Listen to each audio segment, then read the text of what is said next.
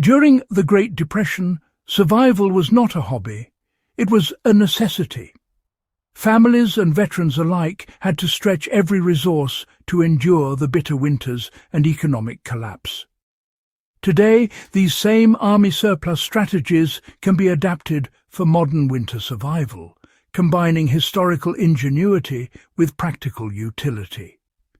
If you're a history buff or survival enthusiast, the lessons hidden in these old hacks are both fascinating and incredibly practical.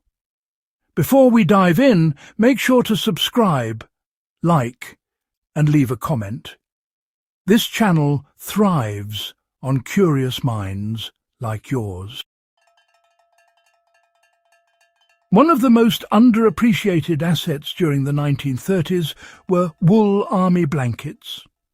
Veterans returning home sold or traded them cheaply, and savvy families quickly learned that layering multiple blankets trapped body heat far more efficiently than a single thick comforter.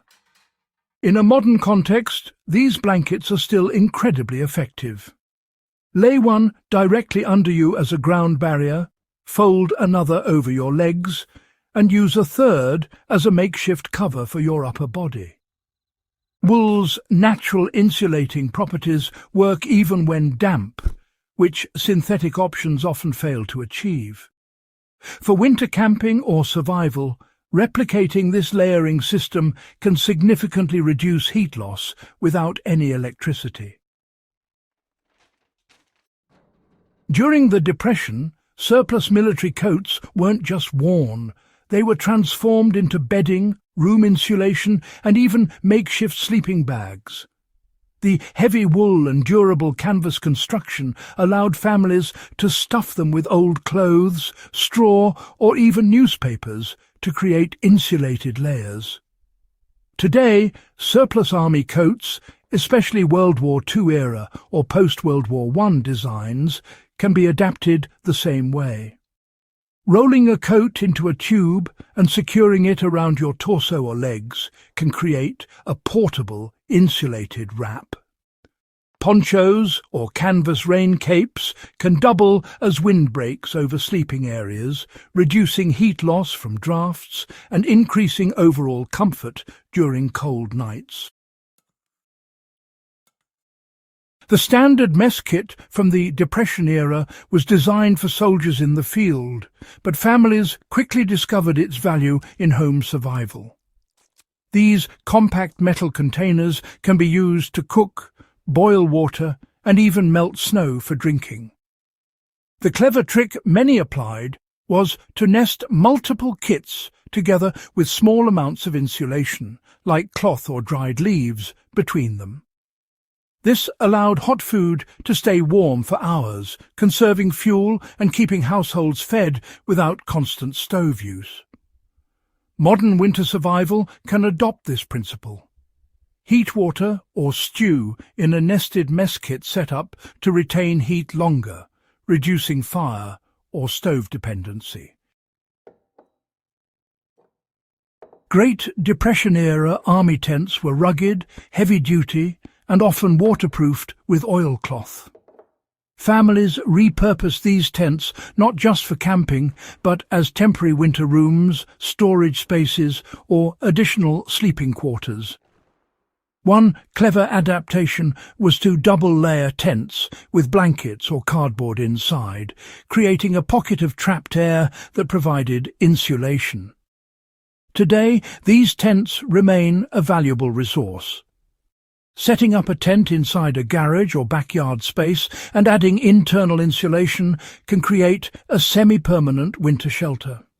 And, using surplus tarps over doors and windows, secured tightly, also helps block wind drafts and retain heat in otherwise leaky structures. During the Depression, coal, wood, and even small stoves were, absolutely precious. Families used surplus metal trays and cans to redirect heat from stoves or fireplaces into their living spaces. Some folks placed metal trays on top of stoves to radiate heat further, while others used empty cans filled with hot water as makeshift radiators under blankets. The principle is simple enough. By increasing the surface area of your heat sources and using stored thermal mass, you can extend warmth without burning any extra fuel. Even today, modern survivalists can recreate this trick using army surplus trays or tin containers filled with hot water strategically placed to heat small rooms or sleeping areas overnight. During the Depression, clothing was patched, layered, and reinforced, often with military surplus materials. Soldiers' wool gloves, socks and gaiters became, really valuable civilian assets. Families would line jackets and boots with these items to add insulation. These days, layering army wool socks inside modern boots or stuffing old gloves into your pockets for extra hand warmth is pretty much the same idea. Every bit of surplus wool or canvas can be adapted to boost your personal insulation, giving you a clear advantage when the cold gets, extreme.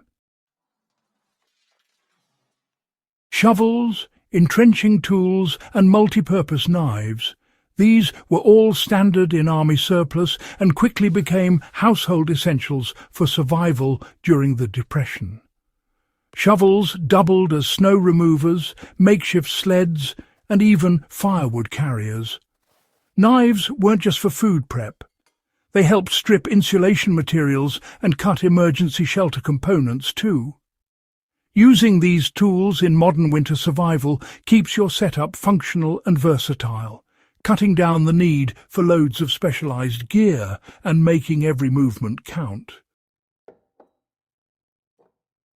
Every tip here comes from practical adaptations that made a real difference during the Great Depression, and honestly, they're fully applicable today. These strategies blend historical ingenuity with modern survival practicality, giving you actionable tools for enduring winter with minimal resources. If this guide gave you some new insights, make sure to subscribe to Warpaths of Europe, leave a comment sharing your favorite hack, and like the video to help keep these forgotten survival techniques alive. Share this with fellow history enthusiasts and survivalists who want to see how the past can improve modern winter readiness.